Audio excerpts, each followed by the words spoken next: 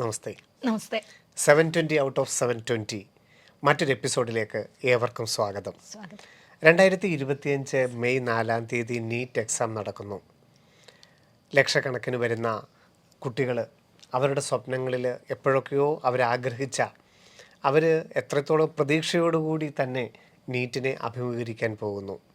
തങ്ങൾ ആഗ്രഹിച്ച ഒരു കോഴ്സിലേക്ക് പ്രവേശനം നേടാനായിട്ട് ആഗ്രഹിക്കുന്നു.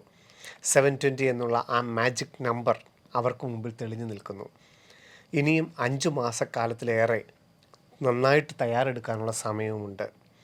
720 ഔട്ട് ഓഫ് 720 ശ്രീനാഥ് ശർമ്മയിലും ഈ ഒരു സമയത്തുള്ള കടന്നു പോയത് നമുക്ക് ഓർമ്മയെടുക്കുകയാണെങ്കിൽ ഒന്നാമത്തത് ഹാർഡ് വർക്ക്. ആ കുട്ടി അല്ലെങ്കിൽ ആ ഗ്രൂപ്പ് ഓഫ് സ്റ്റുഡൻസ് എത്രത്തോളം ഹാർഡ് വർക്ക് ചെയ്തിരുന്നു എന്ന് നേരിൽ കണ്ടതാണ് ടീച്ചർ. ആ ഹാർഡ് വർക്കിനെ കുറിച്ച്, കാരണം കുട്ടികൾ മാർക്ക് കിട്ടുന്നില്ല എന്നുള്ള ആ പല്ലവിയിൽ നിന്നൊക്കെ തന്നെ മാറേണ്ട ഒരു സമയം, ഹാർഡ് വർക്കിനെ കുറിച്ച് എന്താണ് 720യിൽ ആ ഹാർഡ് വർക്കിൻ്റെ ഒരു ഫുൾ എഫക്റ്റ്?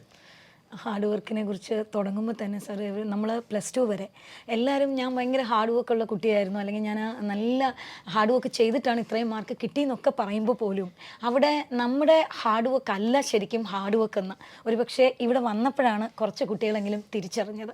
അവർ ഒരു 2 മണിക്കൂർ അല്ലെങ്കിൽ 1 മണിക്കൂർ കണ്ടിന്യൂസ് ആയിട്ട് പഠിച്ചപ്പോൾ പോലും ഞാൻ നന്നായിട്ട് വർക്ക് ചെയ്യുന്നു എന്ന് പറഞ്ഞ് പഠിച്ച് ഞാൻ നല്ല പഠിക്കും എന്ന് ശീലിച്ചിടത്ത് നിന്നാണ് ഒരു പക്ഷേ ഇവിടെ വന്നിട്ട് 16 മണിക്കൂർ 14 മണിക്കൂർ പഠിക്കേണ്ടി വന്നത്. സോ ഈ 2 മണിക്കൂറിൽ നിന്നും 14 മണിക്കൂറിലേക്ക് വരുമ്പോൾ തികച്ചും എന്താണ് ഹാർഡ് വർക്ക് എന്ന് പല കുട്ടികൾക്കും മനസ്സിലായിട്ടുണ്ട്. പല രക്ഷിതാക്കളും പറയുമ്പോൾ പോലും എൻ്റെ കുഞ്ഞ് നല്ല ഹാർഡ് വർക്ക് ചെയ്യുന്നവനാണ്, ഇവിടെ വന്നപ്പോൾ എന്തേ പറ്റിയത് എന്ന് ചോദിക്കാറുണ്ട്. അവിടെയും ഇതാണ് പറയാനുള്ളത്. നമ്മൾ 1-ാം ക്ലാസ്സിൽ ചെയ്യുന്ന ഹാർഡ് വർക്ക് ഒരിക്കലും 10-ാം ക്ലാസ് ആകുമ്പോൾ 1-ാം ക്ലാസ്സിൽ അത്രയും മതി, അതാണ് അവിടുത്തെ ഹാർഡ് വർക്കിൻ്റെ ആവശ്യം. പക്ഷേ 10-ാം ക്ലാസ് ആകുമ്പോൾ അത്രയും ഹാർഡ് വർക്ക് പോരാ. അവിടെ ഹാർഡ് വർക്ക് എന്ന് പറയുന്ന ഹാർഡ് എന്ന് പറയുന്ന വേർഡിന് കുറച്ചുകൂടെ ഒരു ഹയർ ഡെഫിനിഷൻ നമ്മൾ കൊടുക്കണം. ഇനി അത് ഇതുപോലൊരു കോമ്പറ്റീറ്റീവ് എക്സാമിനേഷന് പ്രിപ്പയർ ചെയ്യുന്ന ഏറ്റവും ബ്രില്യൻ്റ് ആയിട്ടുള്ള കുറേ സ്റ്റുഡൻസിൻ്റെ ഇടയിൽ മത്സരിക്കുന്ന നമ്മുടെ ഇവിടെ പരീക്ഷ എഴുതുന്ന കുട്ടികൾക്ക് അവർക്ക് ഹാർഡ് വർക്ക് എന്ന് പറയുന്നത് അതിൻ്റെ ഡെഫിനിഷൻ എത്രയോ മുകളിലാണ്. അവർ സാധാരണ പോലെ നമ്മൾ രാവിലെ എണീക്കുന്നു, പഠിക്കുന്നു, ക്ലാസ്സിൽ പോകുന്നു, അത് കഴിഞ്ഞ് വൈകിട്ട് പഠിക്കുന്നു, നമുക്ക് ഓക്കെയാണ് അത്യാവശ്യം. ഇവിടെ ആ ഹാർഡ് വർക്ക് അല്ല വേണ്ടത്. മറിച്ച് നമ്മൾ എത്രയോ പ്രാവശ്യം വായിച്ചത് വീണ്ടും വീണ്ടും വായിച്ച് ഉറപ്പിച്ച് വയ്ക്കുക, ഓരോ പ്രാവശ്യവും ചെയ്ത് പഠിച്ചത് എത്രയോ പ്രാവശ്യം വീണ്ടും വീണ്ടും ചെയ്ത് പഠിക്കുക, കൃത്യസമയത്തിനുള്ളിൽ തന്നെ ഇതെല്ലാം കൂടി ഓർത്തെടുത്ത് അതിലേക്ക് കൊണ്ടുവരിക. അങ്ങനെ ഇവിടെയുള്ള ഹാർഡ് വർക്ക് എന്ന് പറയുമ്പോൾ അതാണ് ശരിക്കും ഈ ഹാർഡ് എന്ന് പറയുന്ന വേർഡ് എത്രത്തോളം ഒരു കുട്ടി മനസ്സിലാക്കണം, അല്ലെങ്കിൽ ഒരു രക്ഷിതാവ് എത്രത്തോളം മനസ്സിലാക്കണം എന്നുള്ളതിൻ്റെ ഒരു തെളിവ്. കാരണം അതിൻ്റെ അളവെന്ന് പറയുന്നത് 25 ലക്ഷം പേരിൽ നിന്നും 24,50,000 പേരെയും മറികടന്നുകൊണ്ട് ആദ്യത്തെ 25,000 വരാനുള്ള എഫേർട്ടാണ്. അതിൽ ക്ലാസ്സിൽ ശ്രദ്ധിക്കുന്ന കാര്യം മുതൽ പരീക്ഷ എഴുതുന്ന കാര്യം മുതൽ ഹോസ്റ്റലിരുന്ന് പഠിക്കുന്ന കാര്യം, ഓരോ മൊമെൻറ്റിലും നമുക്ക് ആ ഹാർഡ് എന്ന് പറയുന്ന വർക്കിൽ എത്രത്തോളം ഹാർഡ് ഉണ്ട് എന്നുള്ളത് മനസ്സിലാക്കേണ്ടിയിരിക്കുന്നു. നമ്മൾ ഈ പറയുന്ന പോലെ നമ്മൾ വീട്ടിൽ നിന്ന് ഇറങ്ങുന്ന നിമിഷം ഞാൻ എപ്പോഴും പറയാറുണ്ട്, മറന്നു പോകുന്ന കാര്യങ്ങൾ നിങ്ങൾ കയ്യിലൊന്ന് എഴുതിയിടും. അപ്പോൾ നമുക്ക് റിപ്പീറ്റ് ആയിട്ട് കയ്യിലൊന്ന് നോക്കി ഇടയ്ക്കിടയ്ക്ക് പഠിക്കാം. അപ്പോൾ ചിലവർ പറയും ഈ ബോട്ടണിയിൽ അല്ലെങ്കിൽ സുവോളജിയിലൊക്കെ ചില പേരുകൾ വരുമ്പോൾ അത്രയും പേരുകൾ ഒരുമിച്ച് ഓർക്കാൻ പ്രയാസമാണ്. അപ്പോൾ ഞാൻ പറയും, എനിക്ക് ഭയങ്കര ഹാർഡ് വർക്കൊക്കെ ഞാൻ ചെയ്യുന്നുണ്ട് മിസ്സേ, പക്ഷേ എനിക്ക് ഓർക്കാൻ പ്രയാസമാണ്. അപ്പോൾ ഞാൻ പറയും ആ ഹാർഡ് വർക്കിൻ്റെ കൂടെ ഇതും കൂടെ ഒന്ന് ചേർത്ത് വയ്ക്കൂ. കാരണം കയ്യിലോ ഒരു പേപ്പറിൽ, നിങ്ങളൊരു ബിറ്റ് പേപ്പറിലൊന്ന് എഴുതി കയ്യിൽ വെച്ചുകൊണ്ടിരിക്കും, അപ്പോൾ എപ്പോഴും നമുക്ക് നോക്കാം. അപ്പോൾ ഈ വർക്ക് എന്ന് പറയുന്നത് ഈ ഒരു 5 മാസം, ഇനി വരുന്ന 5 മാസം ത്രൂ ഔട്ട് ദ പീരീഡ് നിങ്ങൾ ആ വർക്ക് ചെയ്തുകൊണ്ടേ ഇരിക്കണം. നിങ്ങളത് എവിടെ ആയാലും മനസ്സിലെങ്കിലും, ഈവൻ നിങ്ങളുടെ കയ്യിൽ ഒരു പേപ്പറും പേനയും ഇല്ലെങ്കിൽ പോലും നിങ്ങൾ വാഷ്റൂമിലായിരിക്കുന്ന സമയം പോലും വേണമെങ്കിൽ നിങ്ങൾക്ക് ആലോചിക്കാം, ഞാൻ ഇന്ന് എന്താണ് പഠിച്ചത്, ഇന്ന ഫോമിലാണ് ഞാൻ പഠിച്ചത്, എന്തൊക്കെയാണ് അതിലുള്ളത്, അങ്ങനെ നിങ്ങൾക്ക് ആലോചിച്ചുകൊണ്ടേ ഇരിക്കാം. ചുരുക്കം പറഞ്ഞാൽ എപ്പോഴും നിങ്ങളുടെ ബ്രെയിൻ ആക്റ്റീവായിട്ട് അതിനെക്കുറിച്ച് ചിന്തിച്ചുകൊണ്ടേയിരിക്കണം, അതിനുവേണ്ടി വർക്ക് ചെയ്തുകൊണ്ടേയിരിക്കണം. അവിടെ സമയത്തിന് നിബന്ധനയില്ല, നിങ്ങൾ എത്രത്തോളം ഇരിക്കുന്നു എന്നുള്ളതിന് നിബന്ധനയില്ല, നിങ്ങൾ എങ്ങനെ പഠിക്കുന്നു എന്നുള്ളത് മാത്രമാണ്. അന്ന് ആ ആഴ്ച വരുന്ന പരീക്ഷയ്ക്ക് എഴുതാൻ പറ്റുന്ന രീതിയിൽ നിങ്ങൾ എത്രത്തോളം അത് ഉൾക്കൊണ്ടു, അല്ലെങ്കിൽ ആ പഠിച്ച ടോപ്പിക്ക് നമുക്ക് ഒരു പരീക്ഷ വരുമ്പോൾ നിങ്ങൾ എങ്ങനെ അത് എഴുതും, അതാണ് നിങ്ങളുടെ വർക്കിനെ ഡിഫൈൻ ചെയ്യേണ്ടത്. ഇവിടെ നിങ്ങൾ എത്ര സമയം പഠിച്ചു, ഞാൻ കുത്തിയിരുന്ന് പഠിക്കുന്നു, ഞാൻ വേറെ ഒരു ആക്ടിവിറ്റിക്കും ഇടയ്ക്ക് പോകുന്നില്ല. ചില കുഞ്ഞുങ്ങൾ പറയുന്നത് ഞാൻ ഇപ്പോൾ തുണി പോലും നനയ്ക്കാൻ പോകുന്നില്ല എന്നാണ്. നിങ്ങൾ ഇതെല്ലാം ചെയ്തോളൂ, തുണി നനച്ചോളൂ, നിങ്ങൾക്ക് ആവശ്യമുള്ള ആക്ടിവിറ്റി എല്ലാം ചെയ്തോളൂ. പക്ഷേ അതോടൊപ്പം തന്നെ നിങ്ങളുടെ മനസ്സിൽ എപ്പോഴും നിങ്ങൾ കൊണ്ട് നടക്കേണ്ട, നമ്മൾ ചെയ്യുന്ന സമയത്ത് ഇഫക്റ്റീവായിട്ട് ചെയ്യേണ്ട കുറച്ച് കാര്യങ്ങളുണ്ട്. അത് സാറ് പറഞ്ഞ പോലെ തന്നെ നമ്മൾ ക്ലാസ്സിലിരിക്കുമ്പോൾ കുറേ കാര്യങ്ങൾ നമുക്ക് ചെയ്യേണ്ടതായിട്ടുണ്ട്.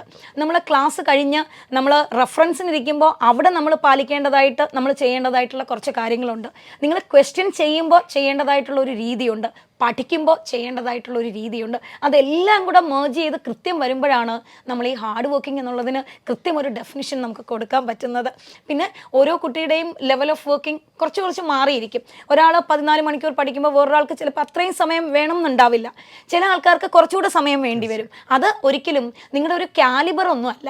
ഡെഫിനറ്റായിട്ടും നിങ്ങൾ +2 പഠിച്ച ടോപ്പിക്കുകൾ നിങ്ങൾക്ക് കിട്ടിയതിൻ്റെ ഒരു അളവ് വ്യത്യാസം, ആ ഒരു അളവ് വ്യത്യാസം കൊണ്ട് മാത്രമായിരിക്കാം ചിലപ്പോൾ ഇത്രയും സമയം എടുക്കുന്നത്. അല്ലെങ്കിൽ ഒരു പക്ഷേ നിങ്ങളുടെ ഇൻട്രസ്റ്റ്, ചില സബ്ജക്റ്റിനോട് ചില ടീച്ചേഴ്സിനോട് നിങ്ങൾക്കൊരു ഇൻട്രസ്റ്റ് ഉണ്ട്. അപ്പോൾ അവർ പഠിപ്പിച്ച കാര്യങ്ങൾ അല്ലെങ്കിൽ ആ സബ്ജക്റ്റ് പഠിക്കാൻ നിങ്ങൾക്കൊരു ഇഷ്ടമുണ്ട്. ആ ഇൻട്രസ്റ്റ് ഒരു പരിധിവരെ കുറച്ചുകൂടെ ഇഫക്റ്റീവ് ആക്കും നിങ്ങളുടെ വർക്കിനെ. അപ്പോൾ ഹാർഡ് വർക്ക് ചെയ്യാതെ നമുക്ക് ഒരു സമയത്തും, എനിക്ക് തോന്നുന്നു ശ്രീനന്ദ് ശർമ്മ പോലും ഒരിക്കൽ പറഞ്ഞിട്ടുണ്ട്, പല സമയത്തും എനിക്ക് ക്വിറ്റ് ചെയ്യണം, ഞാൻ ഇത്രയും വർക്ക് ചെയ്തിട്ട് മാർക്ക് കുറയുന്ന സമയത്ത് എനിക്ക് വേണ്ട, ഇത് ക്വിറ്റ് ചെയ്ത് പോകാമെന്ന് തോന്നിയിട്ടുണ്ട് എന്ന് പറഞ്ഞിട്ടുണ്ട്.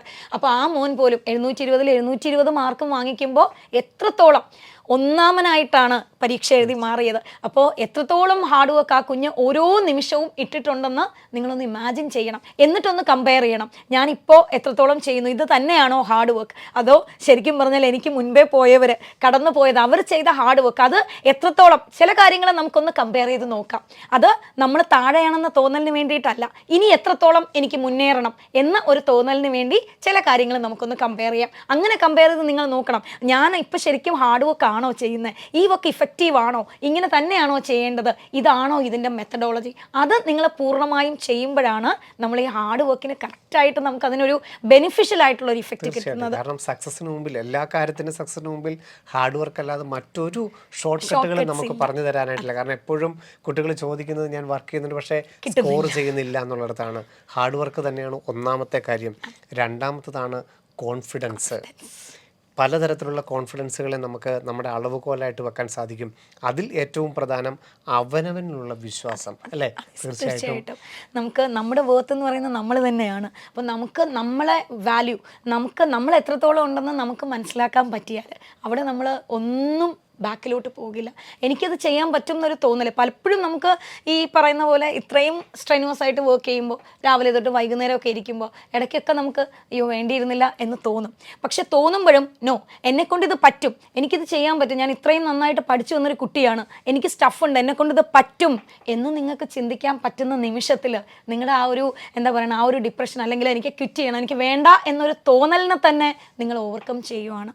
അവിടെയാണ് നമ്മുടെ കോൺഫിഡൻസിൻ്റെ ലെവൽ നമുക്ക് എത്രത്തോളം ഏത് കാര്യത്തിനും നമുക്ക് പരീക്ഷ എഴുതി 720 വേണോ അല്ലെങ്കിൽ 720 -720 വേണോ, 2 എക്സ്ട്രീമാണ് ഞാൻ പറഞ്ഞത്. ഇതിൽ ഏത് വേണമെന്ന് തീരുമാനിക്കുന്നത് ഒരു പരിധിവരെ നമ്മുടെ കോൺഫിഡൻസ് തന്നെയാണ്. എനിക്കത് പറ്റും എന്നൊരു തോന്നൽ നിങ്ങളുടെ മനസ്സിൽ ഉണ്ടാകുന്ന നിമിഷം നിങ്ങൾക്കത് അറ്റൈൻ ചെയ്യാനുള്ള ഒരു തിങ്കിങ് വരും.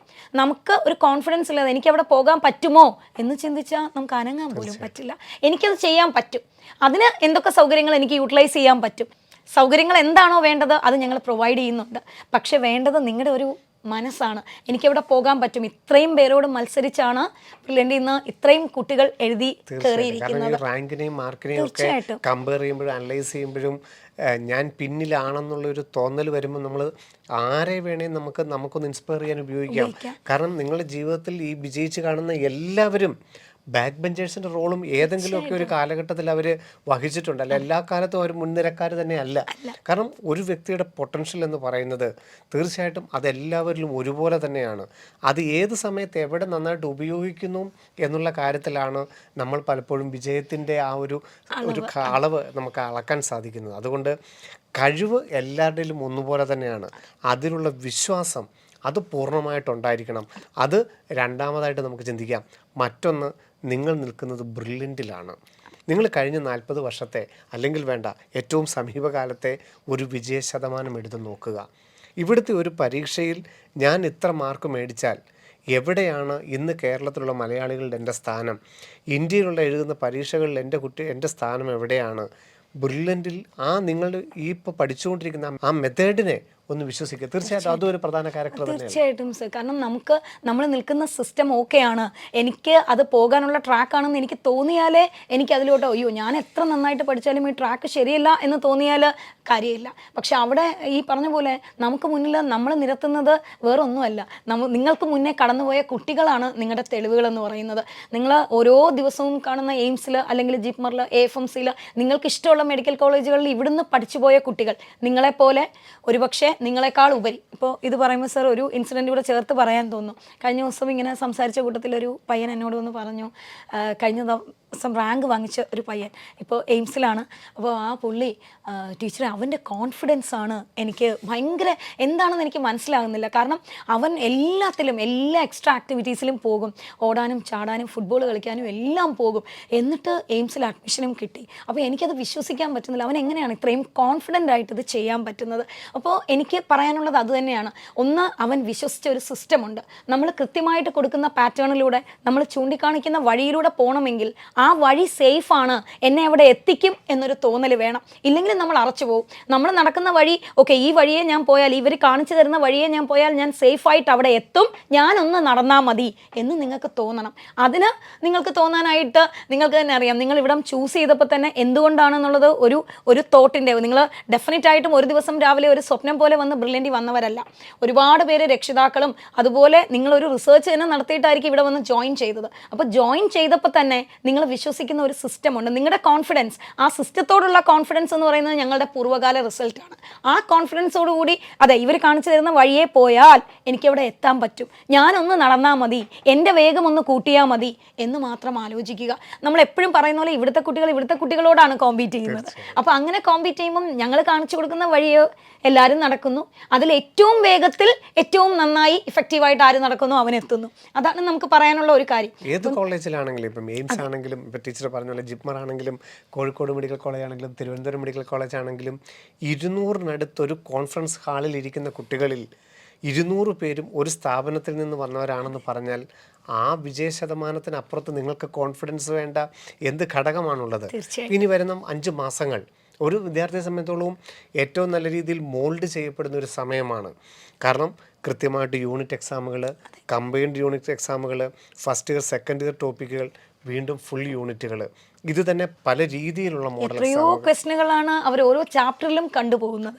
അപ്പോൾ നിങ്ങൾ ചിലപ്പോൾ ക്വസ്റ്റ്യൻ കാണുമ്പോഴും നിങ്ങൾ പറയുന്നത് അയ്യോ ഇത് നല്ല ഡിഫിക്കൽട്ടി ലെവലുള്ള ക്വസ്റ്റ്യൻ ആയിരുന്നു, അല്ലെങ്കിൽ ഇത് ഭയങ്കര ഈസി ആയിരുന്നു. അപ്പോൾ ഡിഫിക്കൽട്ടി ലെവൽ ക്വസ്റ്റ്യൻ കാണുമ്പോഴും നിങ്ങളുടെ കോൺഫിഡൻസ് പോവല്ല വേണ്ടത്. പലരും പറയുന്നതാണ് മിസ്സേ അത്രയും ഡിഫിക്കൽട്ടായിട്ടുള്ള ക്വസ്റ്റ്യൻ കണ്ടപ്പോൾ കോൺഫിഡൻസ് പോയി. അവിടെ നിങ്ങൾ കോൺഫിഡൻസ് പോവല്ല വേണ്ടത്. നിങ്ങൾ അത്രയും ഡിഫിക്കൽട്ടി ലെവലുള്ള ഒരു ക്വസ്റ്റ്യൻ കണ്ടുപോകുന്ന കുട്ടിക്ക് മെയ് 4-ാം തീയതി പരീക്ഷയ്ക്ക് ഏറ്റവും സിമ്പിളായിട്ടൊരു ക്വസ്റ്റ്യൻ കാണുമ്പോൾ ഏറ്റവും ഈസി ആയിട്ട് തന്നെ എഴുതാൻ പറ്റും. അത് നിങ്ങൾക്ക് പറ്റണം. അതിന് നിങ്ങളെ പ്രാപ്തരാക്കാൻ വേണ്ടിയിട്ടാണ് ഒരുപക്ഷെ ക്വസ്റ്റ്യൻ്റെ ഒക്കെ ലെവലിൽ ഒരു ഡിഫിക്കൽട്ടി ലെവൽ ഉണ്ടാകുന്നത്. ഒന്നും പറയാതെ, കാരണം അടുത്ത തിങ്കളാഴ്ച ഇന്ന രീതിയിലായിരിക്കും പോലും പറയാതെ നിങ്ങൾ ആ 9 മണിക്ക് ക്വസ്റ്റ്യൻ കിട്ടുമ്പോൾ മാത്രമാണ് നിങ്ങൾക്ക് ആ ഒരു പാറ്റേണിനെ കുറിച്ചുള്ള മനസ്സിലാക്കാൻ സാധിക്കുന്നത്. അതുതന്നെയാണ് ഏറ്റവും എഫക്റ്റീവായിട്ട് ഞങ്ങൾ നടത്തിക്കൊണ്ടിരിക്കുന്നതും. ആ പാറ്റേണിലാണ് നിങ്ങളെല്ലാവരും കടന്നുപോയിക്കൊണ്ടിരിക്കുന്നത്. അപ്പം അതിനെ നിങ്ങൾ പൂർണ്ണമായിട്ടും വിശ്വസിക്കേണ്ടതായിട്ടുണ്ട്.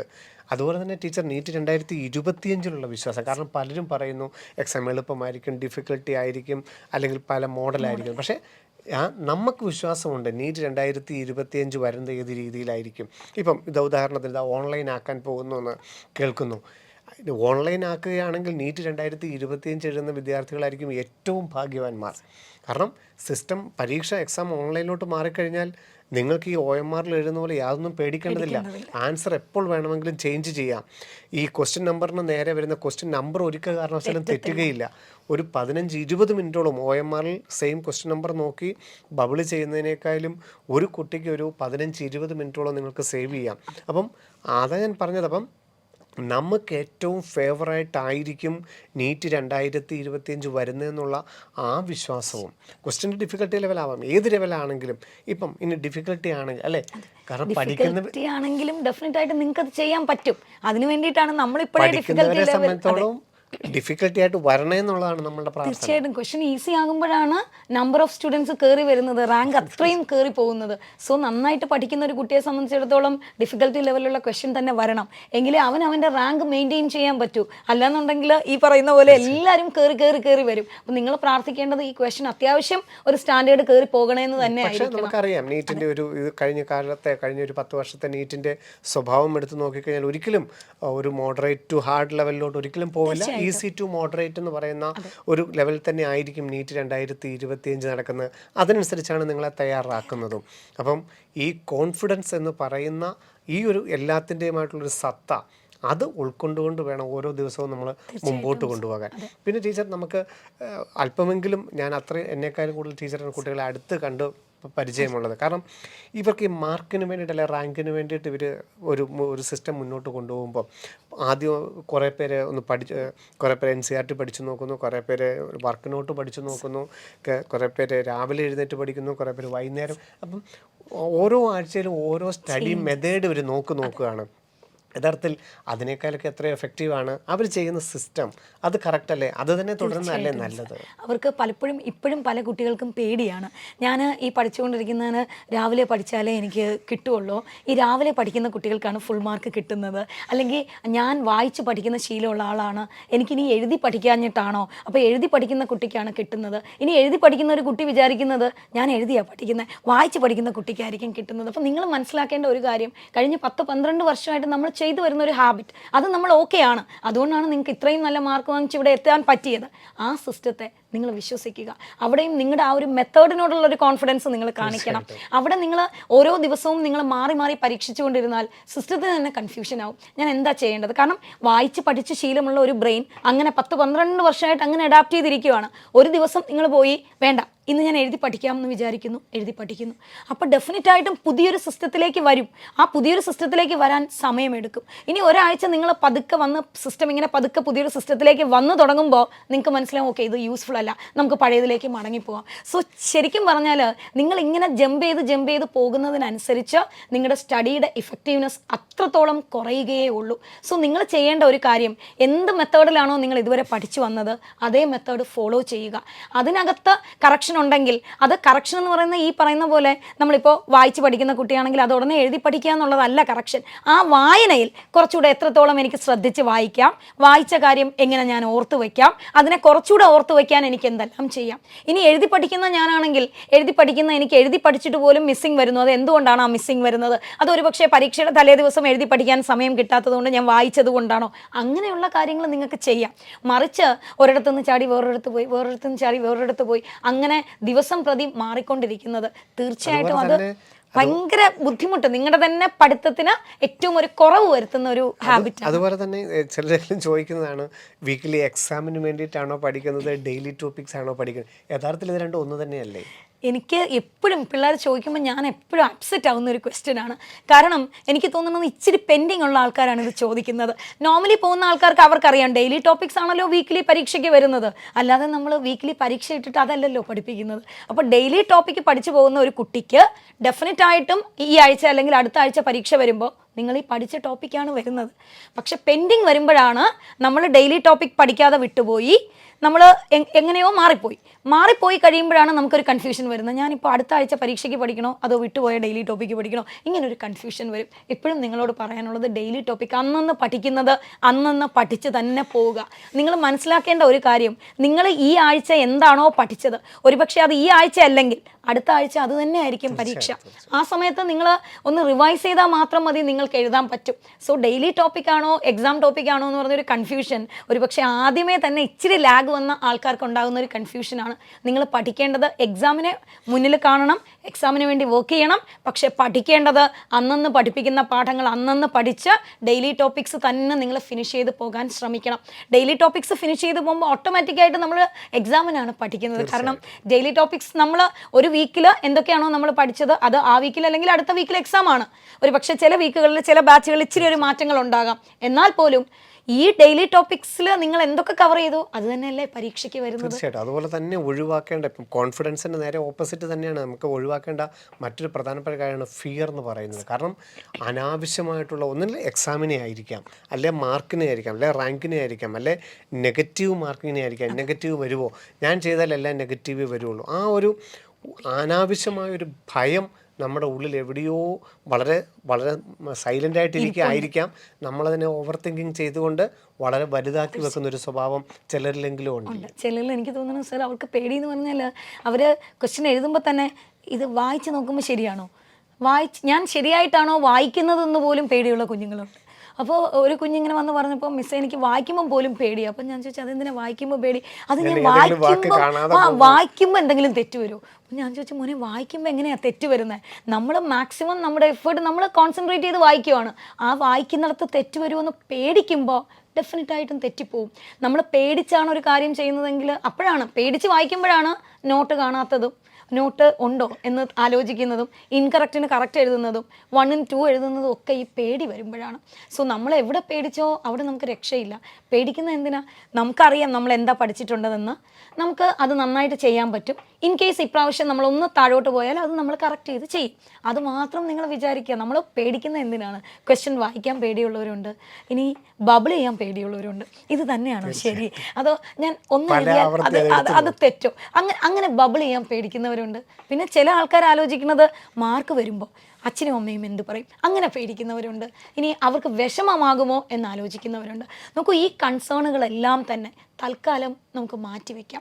കാരണം നമ്മൾ ഒരു കാര്യത്തിൽ എത്രത്തോളം ഓവർ തിങ്കേഴ്സ് അല്ലെങ്കിൽ എത്രത്തോളം കൺസേൺഡ് ആകുന്നോ, എത്രത്തോളം ഫിയർ നമ്മളെ ട്രാപ്പ് ചെയ്യുന്നോ, അതിനനുസരിച്ച് നമ്മുടെ സ്റ്റഡി അതിനനുസരിച്ച് തന്നെ കുറഞ്ഞു പോകും. ഹാർഡ് വർക്ക് നമ്മൾ എത്രത്തോളം നമ്മൾ ഈ 16 മണിക്കൂർ പഠിക്കുന്നു എന്ന് പറയുന്നിടത്ത് 2 മണിക്കൂർ നമ്മുടെ സിസ്റ്റം പേടിച്ചിരിക്കുവാണ്. 14 മണിക്കൂറേ ഉള്ളൂ സ്റ്റഡി. ആ 14 മണിക്കൂർ ചിലപ്പോൾ ഒരു ക്വസ്റ്റ്യൻ ചെയ്യുമ്പോൾ നമ്മൾ പേടിച്ച് അറയ്ക്കുവാണ്. സോ പേടി, കോൺഫിഡൻസും പേടിയും എപ്പോഴും നമ്മൾ ചേർത്ത് തന്നെ വെക്കണം. പിന്നെ പേടിപ്പെടുത്തുന്ന കാര്യങ്ങൾ എന്ന് പറയുമ്പോൾ ചിലപ്പോൾ നിങ്ങളുടെ ഒരു റൂംമേറ്റ് അല്ലെങ്കിൽ കൂടെയുള്ള കുട്ടികൾ പേടിപ്പെടുത്തുന്ന ചില കാര്യങ്ങൾ പറഞ്ഞേക്കാം. ഇവിടെ ഈ റാങ്ക് ആണെങ്കിൽ അതെ, നിങ്ങൾ അവരോട് പറയുമ്പോഴും ശ്രദ്ധിക്കണം. മറ്റുള്ളവർക്ക് പേടി ഉണ്ടാക്കുന്ന അല്ലെങ്കിൽ മറ്റുള്ളവരെ ബുദ്ധിമുട്ടിപ്പിക്കുന്ന ഒരു കാര്യം ഓതന്റിക്കേറ്റഡ് ആയിട്ട് നിങ്ങൾ പറയരുത്. നിങ്ങൾക്കത് അറിയില്ല, നിങ്ങൾ കൊച്ചു കുഞ്ഞുങ്ങളാണ്. കഴിഞ്ഞ വർഷം സ്വീകരിക്കുകയും ചെയ്യരുത്. അതെ, വേറൊരു കുട്ടി പറയുമ്പോഴും നിനക്ക് ഇപ്രാവശ്യം 300 മാർക്കേ ഉള്ളൂ, കഴിഞ്ഞ പ്രാവശ്യം എനിക്ക് ഈ സമയത്ത് 300 ആയിരുന്നു, പക്ഷേ പബ്ലിക് എക്സാമിന് 300 ആണ്, അപ്പോൾ എനിക്കൊരു ഇമ്പ്രൂവ്മെന്റ് ഉണ്ടായില്ല, നീയും ഇമ്പ്രൂവ് ചെയ്യില്ല എന്ന മട്ടിലുള്ള വർത്തമാനങ്ങൾ നിങ്ങൾ പറയരുത്. ഇനി ആരെങ്കിലും പറഞ്ഞാൽ അത് അയാളുടെ കാര്യമാണ്. നിങ്ങൾ എന്തിനാണ് മറ്റുള്ളവരെ കാര്യത്തെക്കുറിച്ച് അന്വേഷിക്കുന്നത്? നിങ്ങൾ നിങ്ങളെക്കുറിച്ച് മാത്രമേ ചിന്തിക്കാവൂ. നമുക്ക് പേടിയുണ്ടാക്കുന്ന കാര്യങ്ങളെ നമ്മൾ ഒരിക്കലും കേൾക്കരുത്. ഇനി അറിയാതെ കേട്ടുപോയാൽ നന്നായിട്ട് അതങ്ങ് നെഗ്ലക്റ്റ് ചെയ്തേക്കണം. അതിനെ നമ്മൾ ഒരിക്കലും തലയിലെടുത്ത് ആലോചിച്ച് ചിന്തിച്ച് ഒരിക്കലും നമ്മൾ നമ്മുടെ സ്റ്റഡീസുമായിട്ട് അതിനെ മേർജ് ചെയ്യരുത്. നമുക്കിഷ്ടമില്ലാത്ത നമ്മളെ നെഗറ്റീവ് ആക്കുന്ന ഒരുപാട് കമൻസുകൾ നമ്മൾ കേൾക്കും. അങ്ങനെ എന്ത് കമൻസ് കേട്ടാലും അതിൽ പേടിക്കുകയോ നമ്മുടെ കോൺഫിഡൻസ് കുറയ്ക്കുകയോ അല്ല വേണ്ടത്. നമ്മൾ എത്രത്തോളം കമൻസ് കേൾക്കുന്നോ അതിനനുസരിച്ച് നമ്മൾ കൂടുതൽ ആ പേടി ഓവർകം ചെയ്യുവാണ് വേണ്ടത്. അങ്ങനെ ഓവർകം ചെയ്യുമ്പോഴേക്കും നമുക്ക് ഒരു പേടിയില്ലാതെ പരീക്ഷ എഴുതാൻ പറ്റും. പേടി നമ്മൾ ഉണ്ടാക്കുന്നതാണ്. നമുക്ക് ഒരു കാര്യത്തിൽ ചെറുതായിട്ടൊന്ന് പേടി തുടങ്ങുമ്പോൾ അവിടെ തന്നെ, ഇപ്പോൾ എനിക്ക് രാത്രി നടക്കാൻ പേടിയെന്ന് ഞാൻ പറയുന്നു. പേടിയെന്ന് പറയുമ്പോൾ രാത്രി പേടിയുള്ള ഞാൻ ഒരു രാത്രി കുറച്ചൊന്ന് പുറത്തിറങ്ങിയാൽ ഒരു പക്ഷേ എനിക്ക് കുറച്ച് ദൂരം പോകാൻ പറ്റും. അത്രയും ദൂരം നടന്നാൽ എനിക്ക് കുറച്ചുകൂടെ ദൂരം പോകാൻ പറ്റും. പക്ഷേ പേടി എന്ന് പറഞ്ഞാൽ ഒരു രാത്രിയിലും പുറത്തിറങ്ങാതെ രാത്രിയെ കാണാൻ പോലും പേടിച്ച് ഫുൾ ലൈറ്റൊക്കെ ഇട്ടിരിക്കുന്ന ഞാൻ എന്നെങ്കിലും ഒരിക്കൽ ഒരു ഇരുട്ടിലേക്ക് ഇറങ്ങി ചെല്ലേണ്ടി വന്നാൽ എനിക്കത് ഭയങ്കരമായ പ്രശ്നങ്ങൾ ഉണ്ടാക്കും. നേരെ മറിച്ച് ഞാനതൊന്ന് പ്രാക്ടീസ് ചെയ്യാണ്. എനിക്ക് ഇരുട്ടിനെ പേടിയാണ്, ഓക്കെ സാരമില്ല, ഒന്ന് ലൈറ്റൊക്കെ ഓഫ് ചെയ്ത് ഒന്ന് ഇരുട്ടിനെ ഫേസ് ചെയ്ത് പിന്നെ പതുക്കെ വീട്ടിൻ്റെ വെളിയിലുള്ള ഇരുട്ടിനെ ഫേസ് ചെയ്ത് പതുക്കെ നമ്മൾ മുന്നോട്ട് പോയി കഴിഞ്ഞാൽ ഒരു കാര്യവും നമുക്ക് പേടിക്കേണ്ടതില്ല. നമുക്കതിനെ കൺക്വർ ചെയ്യാൻ പറ്റും. അല്ലാന്നുണ്ടെങ്കിൽ നമ്മൾ പേടിച്ച് നമ്മളെ ആ പേടി ഭരിക്കാൻ ഇടവരുത്തരുത്. മറിച്ച് പേടിപ്പെടുത്തുന്നത് എന്താണോ അതിനെ നമ്മൾ ഭരിക്കണം. അപ്പോഴാണ് നമുക്ക് ഏറ്റവും കൂളായിട്ട് പോകാൻ പറ്റുന്നത്. തീർച്ചയായിട്ടും. അതുപോലെ തന്നെയാണ് ഈ ഇൻസ്പയർ ചെയ്യുക, അല്ലെങ്കിൽ നമുക്ക് എപ്പോഴാണ് ഒരു ഇൻസ്പിറേഷൻ കിട്ടുക, അല്ലെങ്കിൽ ഒരു മോട്ടിവേഷൻ കിട്ടുക എന്ന് കുട്ടികൾ ചോദിച്ചിട്ടുണ്ട്. എന്താണ് ഞാൻ കാണേണ്ടത്, എന്താണ് പഠിക്കേണ്ടത്, അല്ലെങ്കിൽ ഏത് രീതിയിൽ പോകണം, എവിടെയൊക്കെയാണ് ഞാൻ പോകേണ്ടത്, പല വീഡിയോകൾ കാണണം, എന്തിൽ നിന്നാണെന്നുള്ളതാണ്. യഥാർത്ഥത്തിൽ നമ്മൾ മോട്ടിവേറ്റ് ആകാനുള്ളത് നമ്മൾ തന്നെയല്ല. ഇത് രണ്ടും നമ്മൾ നെഗറ്റീവ് ആകുന്നതും നമ്മൾ ഇൻസ്പയർ ആകുന്നതും എന്താണെന്നുള്ളൊരു തിരിച്ചറിവ്, അതിനെ നമ്മൾ കൂടുതൽ സ്വീകരിക്കാനുള്ളൊരു തയ്യാറെടുപ്പും കൂടി ഉണ്ടാവണം. തീർച്ചയായിട്ടും സർ വേണം. ഈ പറയുന്ന പോലെ നമുക്ക് കേൾക്കുമ്പോൾ തന്നെ നമുക്ക് മനസ്സിലാകണം ഇതിൽ നിന്ന് എനിക്ക് എന്താണ് ബെനിഫിറ്റ്, ഇത് എനിക്ക് ഹാം ആണോ അതോ എനിക്ക് യൂസ്ഫുൾ ആണോ. യൂസ്ഫുൾ ആണെങ്കിൽ അതിനെ എടുക്കൂ, ഹാം ആണെങ്കിൽ അതെ ഹാം ആണെങ്കിൽ വേണ്ട, ഇതുകൊണ്ട് എനിക്കൊരു ബെനിഫിറ്റും ഇല്ല, പിന്നെ ഞാൻ എന്തിനു കേൾക്കണം എന്ന ഒരു രീതിയിലേക്ക് നിങ്ങൾ മാറണം. പിന്നെ ഏറ്റവും ഇമ്പോർട്ടൻ്റ് ആയിട്ടുള്ളത് സാറ് പറഞ്ഞ പോലെ നമ്മുടെ മോട്ടിവേഷൻ നമ്മളിൽ നിന്ന് തന്നെ വരണം. ഇപ്പോൾ ശിവൻ സാർ അല്ലെങ്കിൽ മായറാണി ടീച്ചർ പറയുന്നത് കേട്ടാണ് ഞാൻ മോട്ടിവേറ്റഡ് ആകുന്നതെന്ന് ഇരിക്കുമ്പോൾ ഏതെങ്കിലും ഒരു ദിവസം ഞങ്ങളെ കണ്ടില്ല, അല്ലെങ്കിൽ ആ ഒരു മോട്ടിവേഷൻ കിട്ടിയില്ല, അപ്പോൾ നിങ്ങൾ അയ്യോ ഇന്ന് സാറൊന്നും പറഞ്ഞില്ലല്ലോ, ടീച്ചറൊന്നും പറഞ്ഞില്ലല്ലോ, അങ്ങനെ ചിന്തിക്കും. സാർ ചിരിച്ച് കാണിച്ചില്ല എന്ന് പറഞ്ഞ് അതെ തീർച്ചയായിട്ടും അതുപോലെ നെഗറ്റീവായിട്ട് മാറും. കാരണം നമ്മൾ ഓരോന്നിനെ ഡിപ്പെൻഡ് ചെയ്യുന്നതുകൊണ്ടാണ്. ഇനി ക്ലാസ് മെൻറ്റേഴ്സ്, ടീച്ചർ എന്നോട് ഭയങ്കര കംഫർട്ടബിൾ ആണ്, അയ്യോ ഇന്ന് ടീച്ചർ എന്നോട് അത്ര മിണ്ടിയില്ല. അപ്പം നമ്മൾ ഓരോ കാര്യത്തിലും നമ്മളൊരു കംഫർട്ട് കണ്ടുപിടിക്കുകയാണ്. അതല്ല വേണ്ടത്. നമ്മുടെ കംഫർട്ട് നമ്മളായിരിക്കണം, നമ്മുടെ ഇൻസ്പിറേഷൻ നമ്മളാണ്, നമ്മുടെ മോട്ടിവേഷൻ നമ്മളാണ്. സോ നമുക്ക് നമ്മളെ മോട്ടിവേറ്റ് ചെയ്യാൻ പറ്റണം. അതോടൊപ്പം തന്നെ ഈച്ച് ആൻഡ് എവറിത്തിങ് എല്ലാത്തിനും നമ്മളെ ഒരു കാര്യം പഠിപ്പിക്കാനുണ്ടാകും. ഒരു അധ്യാപകൻ പഠിപ്പിക്കുന്നത് പോലെ അല്ല നമ്മൾ കാണുന്ന നേച്ചറിനും ഒരു പ്രവൃത്തിക്കും ഒരാളിനും നമ്മുടെ ശത്രുവിന് പോലും നമ്മളോടൊരു കാര്യം പഠിപ്പിക്കാനുണ്ടാകും. അത് കൃത്യമായിട്ട് മനസ്സിലാക്കി ആ പഠിപ്പിച്ച കാര്യം എന്താണ്, അതിൽ എനിക്ക് എന്താണ് എടുക്കാനുള്ളത്. പഠിപ്പിക്കുന്ന കാര്യം ചിലപ്പോൾ ഒരാൾ പറയുന്ന കാര്യം മുഴുവനായിട്ട് നമുക്ക് എടുക്കണം എന്നില്ല, അതിൽ നിങ്ങൾക്ക് എന്താണ് എടുക്കാനുള്ളത് അത് മാത്രം നിങ്ങൾ എടുക്കുക. എടുക്കാനുള്ളത് എന്താണെന്ന് ആലോചിക്കുമ്പോൾ നിങ്ങൾക്ക് പോസിറ്റീവ് എനർജി തരുന്ന, നിങ്ങളുടെ ഒരു സന്തോഷത്തിന് അല്ലെങ്കിൽ നിങ്ങളുടെ ഒരു കംഫർട്ടിനെ ഓൾട്ടർ ചെയ്യാത്ത എന്തുണ്ടോ അത് നിങ്ങൾക്ക് തീർച്ചയായിട്ടും എടുക്കാം. നമ്മൾ റിലാക്സ്ഡ് ആയിട്ടിരിക്കുന്ന ഒരു കാര്യം മറ്റൊരാളിൽ നിന്നും അക്വയർ ചെയ്യുക, അത് എവിടെ നിന്നും ആയിക്കോട്ടെ, അതൊരു ഫ്രണ്ടിൽ നിന്നാകാം, നിങ്ങളുടെ അറ്റ്മോസ്ഫിയറിൽ നിന്നാകാം, അല്ലെങ്കിൽ നിങ്ങളുടെ ശത്രുവിൻ്റെ നിന്നാകാം, എവിടെ നിന്നും ആയിക്കോട്ടെ, നമുക്ക് യൂസ്ഫുൾ ആയിട്ടുള്ളത്, നമ്മുടെ ലൈഫിന് വേർത്തിയായിട്ട് നമ്മളെ കൊണ്ടുപോകാൻ പറ്റുന്ന ഒരു കാര്യം, അത് നിങ്ങൾ എവിടെ നിന്ന് വേണമെങ്കിലും ആക്സെപ്റ്റ് ചെയ്യൂ. പക്ഷേ നമ്മളെ ഡീമോട്ടിവേറ്റ് ചെയ്യുന്ന, നമ്മളെ നെഗറ്റീവ് ആക്കുന്ന ഒരു തോട്ട് അല്ലെങ്കിൽ ഒരു കാര്യം, അത് എത്ര ഫ്രണ്ട് പറഞ്ഞാലും എത്ര റിലേറ്റീവ് പറഞ്ഞാലും നിങ്ങളത് ആക്സെപ്റ്റ് ചെയ്യേണ്ട, നെഗ്ലക്റ്റ് ഇറ്റ്, അത്രേ പറയാനുള്ളൂ. സോ നിങ്ങളെല്ലാവരും തന്നെ റിലാക്സ്ഡ് ആയിട്ട് കംഫർട്ടബിൾ ആയിട്ട് ഹാർഡ് വർക്ക് ചെയ്തോളൂ. ഞങ്ങൾ ഒരു കുടുംബം തന്നെ നിങ്ങളോടൊപ്പം ഉണ്ട്. എൻട്രൻസ് സംബന്ധമായ വാർത്തകളും അപ്ഡേഷനുകളും ഏറ്റവും വേഗം ആധികാരികമായി അറിയാൻ ബ്രില്യൻറ്റ് സ്റ്റഡി സെന്റർ പാല യൂട്യൂബ് ചാനൽ സബ്സ്ക്രൈബ് ചെയ്യുക, ബെൽ ഐക്കൺ അമർത്തുക. ഈ വീഡിയോ മറ്റ് സുഹൃത്തുക്കളിലേക്കും ഷെയർ ചെയ്ത് നൽകുക.